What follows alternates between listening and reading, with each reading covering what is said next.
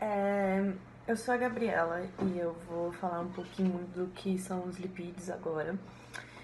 Os lipídios são moléculas que são altamente calóricas. Elas são têm o dobro de caloria das moléculas de carboidrato e elas têm duas regiões principais, que uma é a hidrofílica, que é a polar, e tem uma hidrofóbica, que é a apolar. E os lipídios, eles constituem a maior parte da membrana plasmática, que é a região em que fica em torno das células do corpo. Não só das células do corpo, né, mas todas as células que têm seres vivos, no geral. Os lipídios, eles podem ser encontrados em diversos alimentos, como por exemplo leite e seus derivados, carnes, óleos vegetais, na gema do ovo e até mesmo em frutas como o abacate, que por ser uma fruta bastante gordurosa, tem a presença desses lipídios. Entre as principais funções está a reserva de energia, que no caso como o nome já diz, uma reserva a mais de energia do corpo humano e de animais também, em geral. Tá no transporte de vitaminas que são lipossolúveis. Lipossolúveis são vitaminas que são solúveis em gorduras, que é o caso da vitamina A, D, E e K. Também está presente na produção de hormônios, por exemplo, progesterona, testosterona e estradiol. Serve como isolante térmico também, que é, por exemplo, como a gordura ela forma uma espessa camada na pele de animais, de seres vivos, de seres vivos em geral, no caso, como principalmente seres humanos e animais, ela protege tanto contra o frio quanto contra choques mecânicos, que é choques, quedas, batidas, entre outras coisas. Ela também serve como. Eles também servem, no caso, como impermeabilizante, que é o caso das plantas que possuem os lipídios em suas folhas, as gorduras em suas folhas, óleos, no caso. E isso impede que essa planta perca a água para o ambiente. E também serve como impermeabilizante nas aves aquáticas. Essas aves, elas geralmente têm uma glândula perto da cauda e essa glândula produz óleos que impermeabilizam as folhas dessa ave e as folhas não, as penas dessa ave e isso impede que na sua pele seja molhada. Eu vou falar sobre a estrutura química dos lipídios, que é um composto formado por moléculas de hidrogênio, oxigênio e carbono. Como na estrutura existem três grupos COO, como muita gente fala, ele é classificado como um triéster, porque quando em solução aquosa, de base inorgânica ou sal básico, acaba originando o sal inorgânico e um álcool, como mostra nessa imagem aqui, que antes, como vocês podem ver, era uma base inorgânica ou um sal básico, como queiram chamar, que acabou originando um sal inorgânico e um álcool, bem aqui. Eu também achei importante falar sobre a hidrólise alcalina de um éster, que é denominado genericamente pela reação de saponificação, como eu citei também na outra, que quando ela é lida de forma inversa, acaba sendo chamada de uma reação de esterificação. Isso também faz parte da estrutura do lipídio,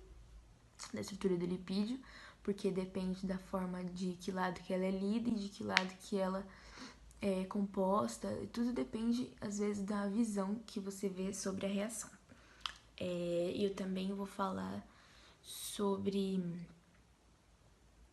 a estrutura total do lipídio, que ela é desse jeito aqui. Como vocês podem ver, igual eu falei no início, que aqui dá pra ver os 3 ésteres, que mostra aqui. E até chegar nisso tudo, tem os ácidos graxos, mais o glicerol, que tá escrito aqui, os ácidos graxos mais glicerol acaba formando lipídio, somando com a água, H2O aqui. Aí aqui, por isso que muita gente chama de COO, porque a estrutura total do lipídio é desse jeito, a estrutura química. Os carotenoides são pigmentos lipídicos encontrados na natureza, desde algas, bactérias e fungos até plantas e animais. São o segundo grupo de maior importância no processo de fotossíntese, que tem maior concentração nas plantas. São responsáveis por proteger a clorofila contra o excesso de luz. É responsável pela coloração da abóbora, maracujá, tomate e laranja, assim como na de alguns animais também, como caranguejo, camarão e flamingo, que adquirem essa coloração através da alimentação. São essenciais como precursores da síntese da vitamina A em animais e também tem um papel muito importante no corpo humano como antioxidante e regulador do sistema imunológico. Eu vou falar sobre as ceras. As ceras são lipídios simples, constituídos por uma molécula de álcool ligada a uma ou mais moléculas de ácidos graxos. Elas são substâncias com alto peso molecular, elas têm uma cadeia carbônica muito longa, porém a característica principal é porque elas são lineares, tá? Elas também apresentam solubilidade em lipídios e outros solventes orgânicos, bem como a benzina e o éter, desculpa. Elas amolecem a uma temperatura de 35 graus, mais ou menos, e elas têm uma densidade muito próxima da água, porém, elas não são solúveis em água, pelo contrário, a principal característica das ceras é que elas são totalmente insolúveis em água, por isso elas atuam como isolante térmico. As plantas, por exemplo, elas utilizam a cera ao redor das folhagens para que essa folha não venha a perder excesso de água. Então, o que acontece? As ceras ajudam também nas plantas, nos animais, como já disseram antes, tá? E, assim, essa perda excessiva de água não acontece se a planta tiver se estiver coberta de cera. Então, a cera também atua nessa função biológica das plantas. Fosfolipídios são os principais lipídios na membrana celular. São lipídios compostos por uma célula de glicerol, por uma cadeia insaturada de ácido graxo e uma cadeia saturada por um ou dois grupos de fosfato e uma molécula polar ligada a ele. O fosfolipídio, ele é uma antipátia. Ele possui uma cabeça constituída pelo grupo fosfato e ligada a uma cauda constituída por ácidos graxos. Um dos tipos de lipídios que a gente pode apresentar aqui é os esteroides. Os esteroides, eles são geralmente formados por 4 cadeias carbônicas ligadas a hidroxilas, oxigênio, anéis aromáticos. E os exemplos que a gente tem de esteroide aí são os hormônios masculinos, que no caso da testosterona, os hormônios femininos também, que é o estrogênio, e também as moléculas de colesterol, que elas estão representadas nessa imagem aqui, não sei se dá pra ver direito, que o colesterol ele tem 2 tipos, ele tem o HDL e o LDL. Eles geralmente se associam a proteínas sanguíneas, e aí assim eles conseguem fazer a transportação dos esteroides no corpo. Os glicerídeos, que são um tipo de lipídio, eles têm entre suas principais funções a reserva de energia. Que é o caso, por exemplo, do urso. Quando ele vai hibernar, ele come bastante antes dessa hibernação, e isso impede com que ele morra durante esse período, porque ele não vai estar se alimentando, porque ele vai estar hibernando. Por isso, comendo bastante, ele reserva essa energia e não morre durante o período de hibernação. Além do mais, serve também como protetor térmico, isolante térmico, na verdade, como isolante térmico, e é basicamente uma espessa camada de gordura no corpo de principalmente animais que vivem em em locais muito gelados, como por exemplo a baleia e outros mamíferos que vivem na água, principalmente. Esses animais eles possuem uma espessa camada de gordura na sua pele e isso protege eles do frio devido ao local onde eles vivem, que possui temperaturas muito baixas. Além do mais, serve como isolante térmico. Não, isolante térmico não. Como protetor contra choques mecânicos. Como o nome já diz, ele protege contra quedas, contra batidas, contra choques em geral também. Também existe a diferença entre os óleos e as gorduras. Os óleos, eles são de origem vegetal. Por isso, muitas vezes, são chamados de óleos vegetais. Eles são líquidos em temperatura ambiente e, além do mais, eles são insaturados. Então, eles são bem mais fáceis de ser quebrados. Já as gorduras, elas são sólidas em temperatura ambiente. O que é bom sempre ser ressaltado que é em temperatura ambiente, porque se ela for colocada numa temperatura mais alta, por exemplo, para cozinhar, para assar, fritar, entre outros, essa gordura pode sim ficar em estado líquido, mas nós estamos falando mais de temperatura ambiente. E também elas são saturadas, então são mais difíceis de quebrar. E isso mostra que para o corpo humano é muito mais saudável, é muito melhor o consumo de óleos em vez de gorduras, porque os óleos são mais fáceis de ser quebrados por serem insaturados. Na minha parte do trabalho, eu vou falar sobre os glicerídeos líquidos. E 2 exemplos deles são os ácidos oleicos e ácidos linoleicos. Neles é predominante os ésteres e os ácidos graxos insaturados. Quando ocorre a reação da hidrogenação no óleo, acaba formando a substância da manteiga, que a gente usa no nosso dia a dia como exemplo. Se a reação for da hidrólise alcalina, o produto ele vai acabar sendo diferente, no caso dos óleos e das gorduras. Gorduras são glicerídeos sólidos.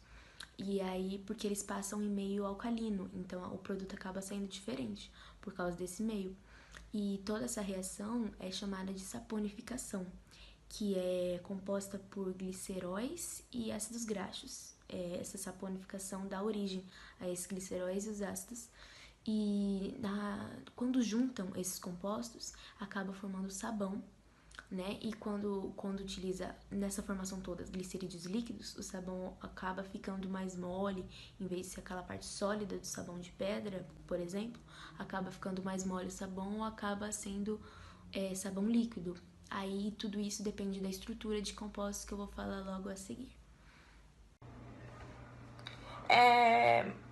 Os glicerídeos, eles podem ter 2 tipos de reação química que vão formar produtos diferentes.